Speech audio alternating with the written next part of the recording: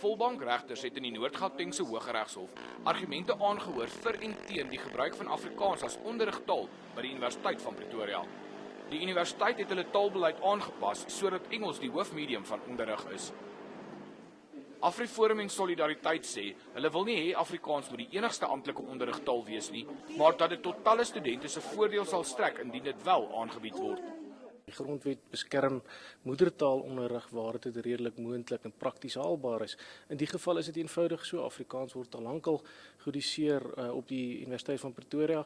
Daar is 'n tweetalige aanbod gewees. Geen student is uitgesluit tot enige onderrig nie. Creer sê dit is juis prakties uitvoerbaar omdat daar al dekades lank in Afrikaans by Tuks klas gegee word.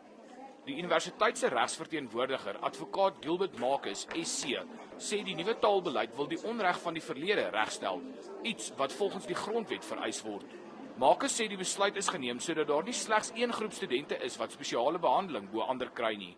18% van studente by Tuks het aangedui dat hulle wel in Afrikaans wil studeer. Uitspraak is voorbehou. Gerrit Pretorius, 1 Nuus, Pretoria.